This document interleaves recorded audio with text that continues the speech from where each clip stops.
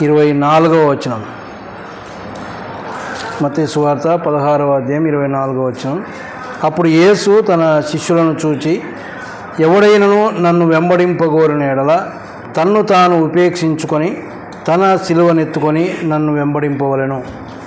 చిన్న మాట ప్రార్థన చేసుకుందాం. కృపా కనికరము కలిగిన మా పరలోకపు తండ్రి, గొప్ప దేవ, మీ ఘనమైన నామానికి స్తోత్రాలు. ఆరాధనలో మీరుండి మీ నామాన్ని మహిమపరుచుకున్నందుకై మీకు స్తోత్రాలు. ఇగో ఇంతవరకు మీ దాసుని నిలవబెట్టుకొని అందించిన మాటలను బట్టి కూడా మీకు స్తోత్రాలు. మేము పరిశుద్ధులముగా జీవించుటయే మీ చిత్తము అని మీ గ్రంథంలో నుంచి మాకు జ్ఞాపకం చేసినందుకై మీకు స్తోత్రాలు చెల్లిస్తూ ఉన్నాం. ఇదిగో ప్రభా, మరికొద్దిగా సేపు మీ సన్నిధిలో ఉండనై ఉండగా మీ పక్షమున నిలవబడిన నన్ను సంపూర్ణంగా మరుగు చేయండి. మంచి బలమును, శక్తిని మీరు దయచేయండి. ఈ చదువుబడిన వాక్య భాగములను దీవించి మా ఆత్మల క్షేమార్థమై పంచిపెట్టమని ప్రభు అయిన యేసుక్రీస్తు నామములో ప్రార్థించి వేడుకుంటున్నాం తండ్రి, ఆమేన్. ప్రియమైన వాళ్ళరా, మనం చదువుకున్న ఈ యొక్క భాగం ప్రభు అయినటువంటి యేసుక్రీస్తు వారు ఈ లోకంలో శరీరధారిగా ఉన్నటువంటి దినాల్లో ఆయనే మరి చెప్పినటువంటి ఒక మాట మనం చదువుకున్నాం. ఆయన తన శిష్యులను చూచి, ఎవడైనా నన్ను వెంబడింపగోరిన ఎడల తన్ను తాను ఉపేక్షించుకొని తన సిలువనెత్తుకొని నన్ను వెంబడించాలి అని. ఇదే మాట మరి 2 పత్రికల్లో కూడా మనకు కనబడుతుంది. మార్కు సువార్త, లూకా సువార్తలో కూడా కనబడుతుంది. మార్కు సువార్తలో శిష్యులను జనసమూహమును చూచి అనే మాట మనం చదువుతాం. మార్కు సువార్త 8:34లో ఆ మాట కనబడుతుంది. లూకా సువార్త 9:23లో ఆయన అందరితో ఇట్లనెను అని. మత్తయి సువార్తలో శిష్యులతో అని చదువుకున్నాం.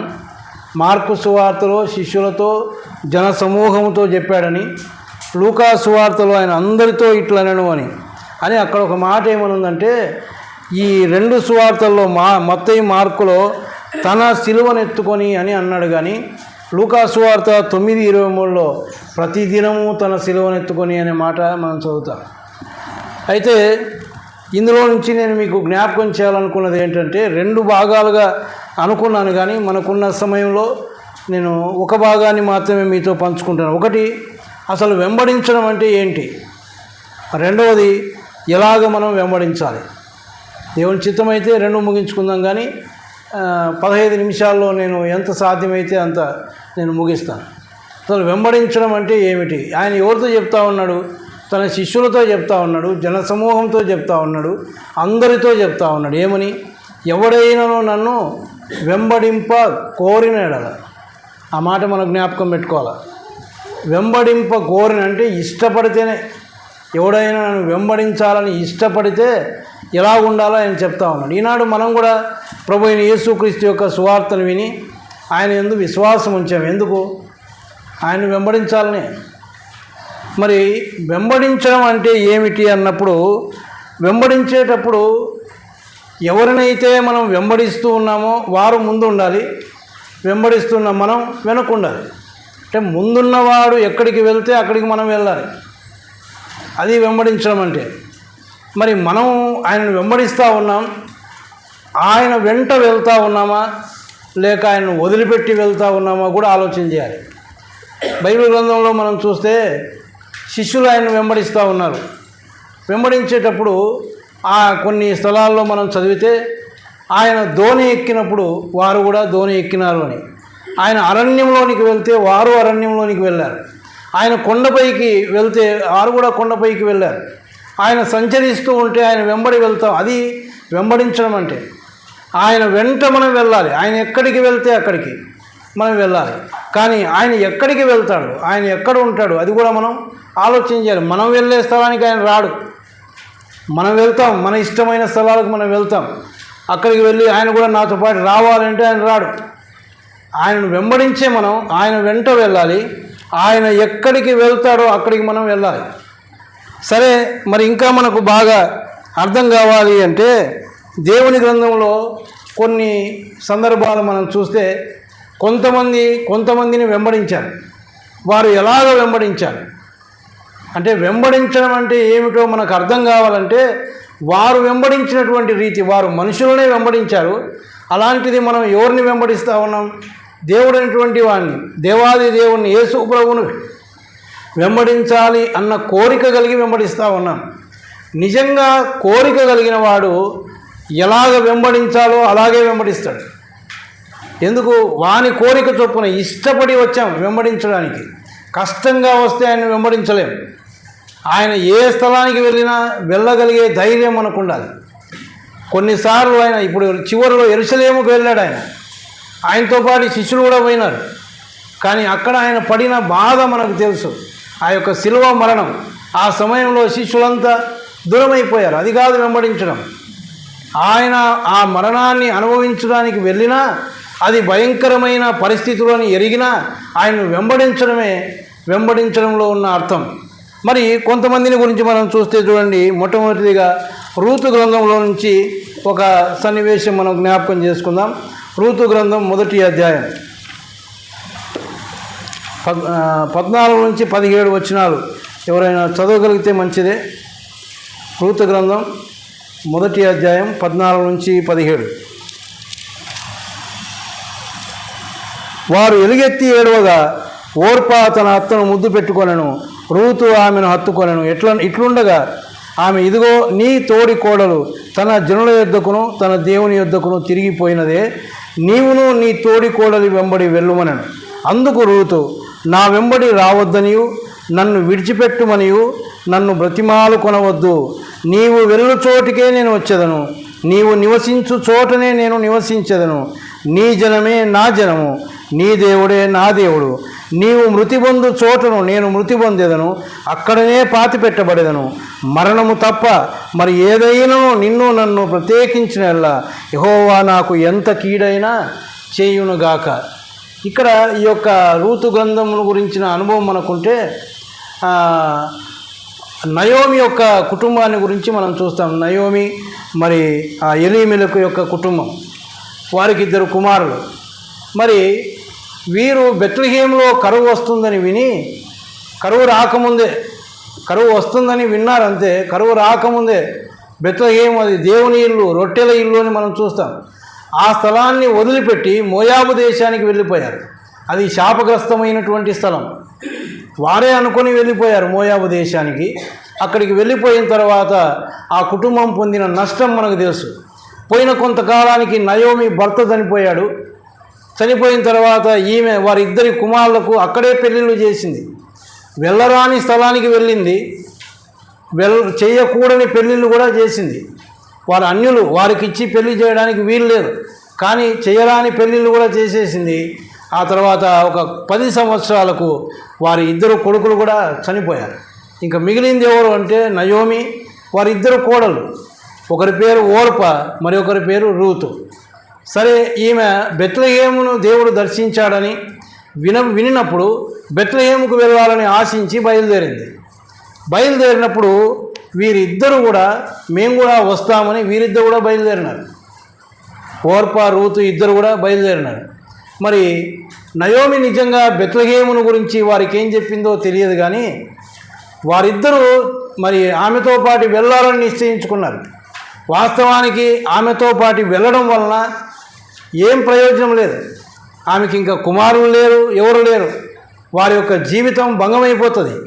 కానీ వారు వెళ్ళాలని ఇష్టపడ్డారు అంటే నయోమి తన యొక్క దేశమును గురించి, దేవుని యొక్క ఇల్లు, రొట్టెల ఇల్లు గురించి ఆమె ఏం చెప్పిందో తెలియదు.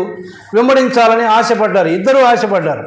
కానీ మనం చదువుకున్న విషయంలో మనం చూస్తే 14వ వచనంలో వారు ఆమె పై వచనాల్లో కొన్ని మాట చెప్పింది. మరి మీరు నాతో పాటు వస్తే నాకు ఇంకేం పిల్లలు పుడతారా, మీకు నేను ఇంకేం పెళ్ళిళ్ళు చేయలేను కదా అని వారి గురించి చెప్పినప్పుడు 14వ వచనంలో వారు ఎలుగెత్తి ఏడవగా ఓర్పా తన అత్తను ముద్దు పెట్టుకొనెను అని మనం చూస్తాం. వారు ఎలుగెత్తి ఏడ్చారు, కానీ ఓర్ప ఏం చేసింది? తన అత్తను ముద్దు పెట్టుకొని వెనక్కి వెళ్ళిపోయింది అని మనం చూస్తాం. రూతు ఆమెను హత్తుకొని ముద్దు పెట్టుకొని వెళ్ళిపోయింది. మంచి ప్రేమ చూపించింది, కానీ అత్తతో పాటు వెళ్ళడానికి ఇష్టపడలేదు. వెంబడించడం అంటే ఇది కాదు. ముద్దు పెట్టి వెళ్ళిపోతాం. చాలాసార్లు మన పరిస్థితి ఇదే.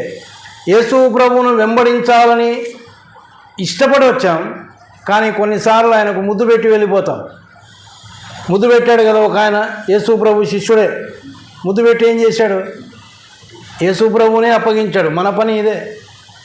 వెంబడించాలని వచ్చాం కానీ దొంగ ప్రేమ చూపించి ఆయన మీద మనకేదో ప్రేమ ఉన్నట్టు పోయి ఆయన ముద్దు పెట్టుకున్నట్టు మరి అనుకుంటాం, లేక అలాగ జీవిస్తాం. కానీ ఆయన వదిలిపెట్టి వెళ్ళిపోతాం. మధ్యలో వదిలిపెట్టి వెళ్ళిపోవడం అది వెంబడించడం కాదు. మరి రూతు వెంబడిస్తూ ఉంది. రూతు గురించి ఒక మాట ఏమన్నదంటే, రూతు ఆమెను హత్తుకొనెను. ఇంక వెంబడించాలంటే ఇది ఒక్క మాట చాలు.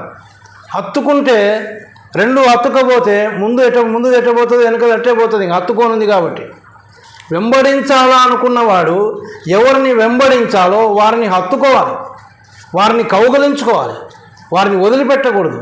అప్పుడు ఆయన ఎలాగ వెళ్తాడో మనం కూడా అలాగే వెళ్తాం. కానీ వదిలిపెడితే మాత్రం మన జీవితం ఇంకా భ్రష్టత్వంలోకే.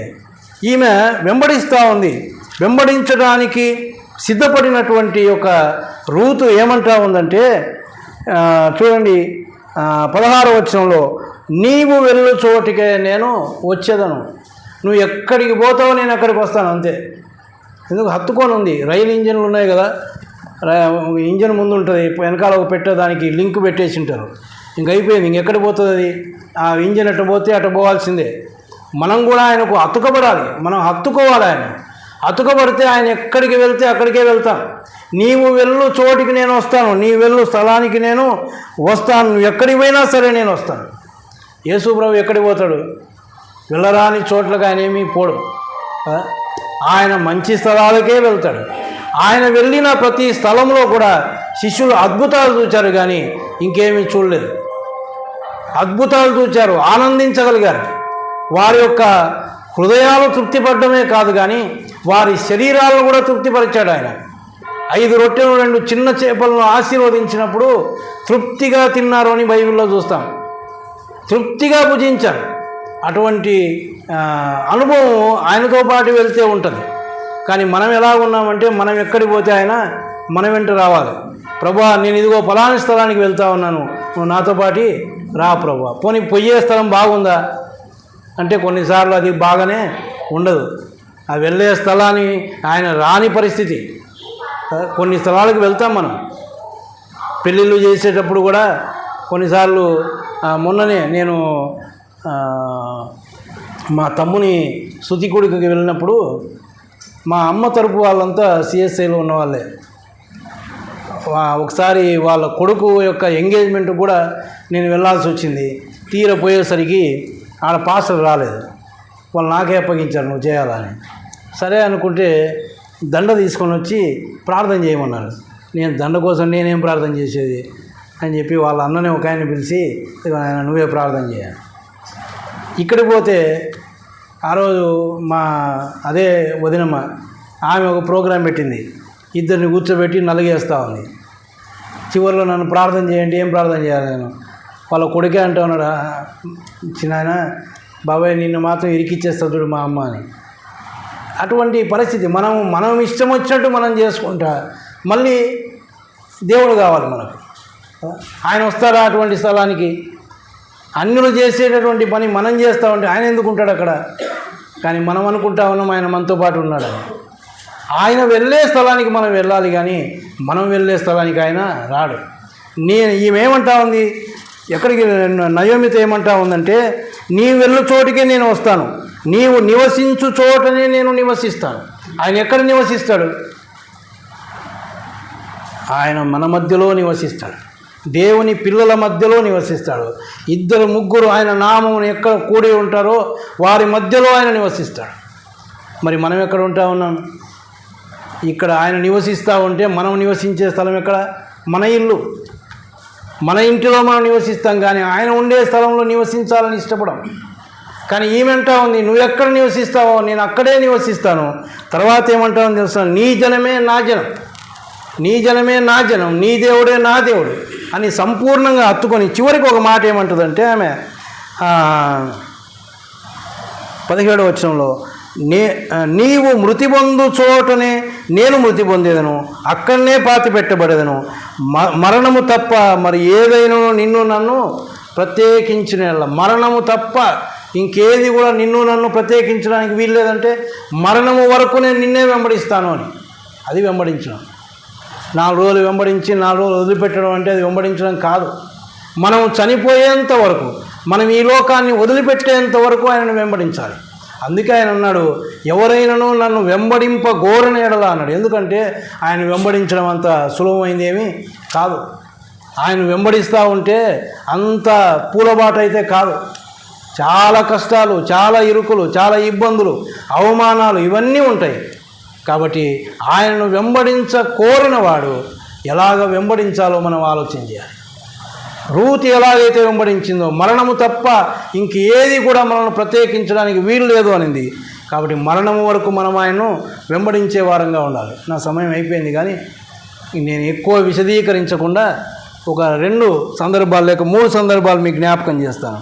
చూడండి, 2వ సమూయేలు గ్రంథం 15వ అధ్యాయం. 2వ సమూయేలు గ్రంథం 15వ అధ్యాయం 19 నుంచి మనం చదివితే,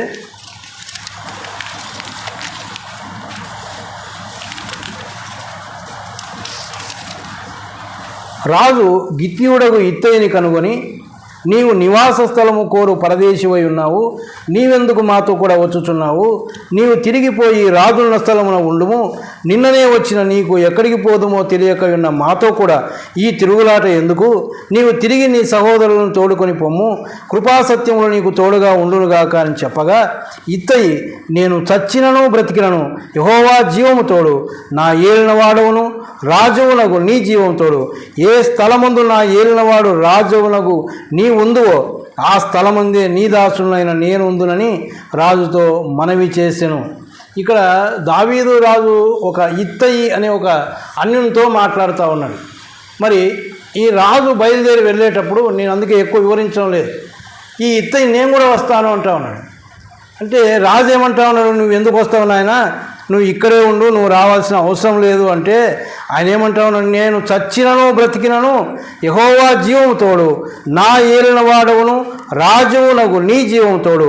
ఏ స్థలమందు నా ఏలిన వాడవును రాజు నీవు ఉంటావో ఆ స్థలమందే నేను కూడా ఉంటాను. నేను చచ్చినా బ్రతికినా నీతోనే నా జీవితం. నేను చచ్చినా పర్లేదు, బ్రతికినా పర్లేదు. ఈ అనుభవం మనకు మాటలు చెప్తే అర్థమయ్యేది కాదు. ఈ మధ్యకాలంలో చాలాసార్లు నేను మీకు జ్ఞాపకం చేస్తూ ఉన్నాను. ఈ నార్త్ ఇండియాకు వెళ్తే దేవుని పిల్లలను భయంకరంగా హింస పెడతా ఉన్నారు, చాలా భయంకరంగా హింస పెడతా ఉన్నారు. మరి మణిపూర్లో జరిగిన సంగతులు మనకు తెలుసు, ఎలాగ హింస పెట్టారు. చాలా ఘోరమైనటువంటి దృశ్యాలు మనం చూచాం. వారు చావుకే సిద్ధపడ్డారు, కానీ దేవుణ్ణి వదిలిపెట్టడానికి వారు సిద్ధపడిన వారు కాదు. ఒక వరుసగా కొంతమందిని మోకాళ్ళొంగ పెట్టి గన్ను తీసుకొని ఒకరిని కావలిస్తే ఇంకొకటి ఏం చేయాలి, పరిగెత్తుకొని వెళ్ళిపోవాలి. కానీ వాళ్ళు పరిగెత్తడం లేదు, తెలుసు ఇంకా నెక్స్ట్ గురి నాదే అని. చచ్చినా బ్రతికినా నీకోసమే బ్రతుకుతా. ఇది వెంబడించడం. మనకు చిన్న చిన్న విషయాల్లోనే దేవుడు అంటే మనకు లెక్కలేదు, దేవుని సన్నిధి అంటే లెక్కలేదు. ఏమన్నా రాలేదు, ఏమక్క రాలేదంటే చిన్న విషయాలు, ఎందుకు పనికిరాని విషయాలు. ఇంకా చచ్చినా బ్రతికినా ఆయన వెంబడిస్తాము మనం. అటువంటి పరిస్థితులు మనకు వస్తే మనం ఒప్పుకుంటామా? నువ్వే యేసు ప్రభువే నా దేవుడు అని మనం ఒప్పుకుంటామా? గన్ను పెట్టి మనకు గురి పెట్టి చెప్పమంటే నువ్వు వద్దు, నీకు బతికుంటే ఏమంటారు కదా, ఉప్పు అమ్ముకొనైనా బతకొచ్చు అని, కనుక ఊపిరి ఉంటే ఉప్పు అయినా అమ్ముకొని బతకొచ్చు నాయన, నీ వద్దు, నీ సహవాసం వద్దు అని పరిగెత్తాం. కానీ వెంబడించడం అంటే అది కాదు. ఇత్తయి వెంబడిస్తాను, బ్రతుకైనా చావైనా సరే నేను నీతో పాటే ఉంటాను అని. తర్వాత ఇంకొక మాట నేను జ్ఞాపకం చేస్తాను. ఏలియాను వెంబడించినటువంటి ఎలీషా ఉన్నాడు. 2వ రాజుల గ్రంథం 2వ అధ్యాయం 1 నుంచి 6 వచనాలు చదివితే, అక్కడ ఎలీషా ఏమంటాడంటే, ఈయన ఇదిగో నేను యోర్దానుకు పోతున్నాను కొన్ని చెప్పినప్పుడు ఎలీషా ఏమంటాడు, నేను నిన్ను విడువను అన్నాడు. 3 సార్లు కనపడుతుంది. నేను నిన్ను వదిలిపెట్టను, నువ్వు ఎక్కడికన్నా పో, నేను వస్తాను. అది ఎటువంటి స్థలమైనా పర్వాలేదు, నేను వస్తాను, నిన్ను విడిచిపెట్టను అన్నాడు. వెంబడించడం అంటే విడిచిపెట్టకుండా వెంబడించడం. చివరికి కొత్త నిబంధనలో పౌలు ఉన్నాడు కదా, పౌలు ఫిలిప్పీలకు రాస్తూ ఏమన్నాడంటే, నా మట్టుకు బ్రతుకుట క్రీస్తే, చావైతే లాభం అన్నాడు. నా మట్టుకు బ్రతుకుట క్రీస్తే, బ్రతికితే ఆయన కోసమే బతుకుతాను, లేకుంటే చస్తాను అంతే. నాకు అది లాభం అన్నాడు. దాని మీద చాలా మనం మాట్లాడవచ్చు, కానీ మనకు అంత సమయం లేదు. ఇది వెంబడించడం అంటే మనం జ్ఞాపకం పెట్టుకోవాలి. వెంబడించడం అంటే ఒకటే, ఆయన హత్తుకోవాలి అంతే. ముద్దు పెట్టుకొని వదిలిపెట్టడం అది వెంబడించడం కాదు. దొంగ ప్రేమలు చూపినట్టు అవుతుంది కదా. ముద్దు పెట్టినట్టు ఏదో భక్తి పరులంగా కనపడతాం, కానీ మన ప్రేమ క్రియల్లో కనపడడం లేదు. ఎన్నో మాట్లాడతాం, చాలా భక్తి మాటలు మాడతాం, కానీ క్రియల్లో ఉందా అంటే క్రియల్లో ఏమీ కనపడదు. కానీ రూతు హత్తుకొనింది, నువ్వు ఎక్కడికి పోతేనే అక్కడికి వస్తాను, మరణము తప్ప ఏదే కానీ మనల్ని ప్రత్యేకించడానికి వీలు లేదు అని. తర్వాత ఇత్త ఏమంటావు, నేను చచ్చినా బ్రతికినా నేను నీ వెంటనే ఉంటాను, నేను నిన్ను విడువను అన్నాడు ఎలీషా. పౌలు ఏమంటా ఉన్నాడు, బ్రతుకుట క్రీస్తే, సావైతే లాభం. కాబట్టి ఎవడైనా నన్ను వెంబడింపగోరినాడలా అన్నాడు. ఎలాగ మరి వెంబడించాలో దేవుడు మనకు జ్ఞాపకం చేశాడు. దేవుని చిత్తం అయితే ఎలాగ వెంబడించాలో కూడా మనం జ్ఞాపకం చేసుకున్నాం. అక్కడ 2 మాటలు చెప్పాడు కదా. ఏమన్నాడు, ఎవడైనా నన్ను వెంబడింపగోరినాడలా తన్ను తాను ఉపేక్షించుకొని తన సిలువను ఎత్తుకొని నన్ను వెంబడించాలి. అది ఆ ఉపేక్షించుకోవడం ఏంటో, ఆ సిలువను ఎత్తుకోవడం ఏంటో అది దేవుని చిత్తం అయితే మరి ఒకసారి మనం ధ్యానం చేసుకుందాం. ఈ కొద్ది మాటలు దేవుడు దీవించునుగాక. మరి ప్రార్థన చేసి ముగించుకున్న తర్వాత అంటే ఈ యొక్క కూడికను ముగించుకుందాం. ఆ తదుపరి ఎవరైనా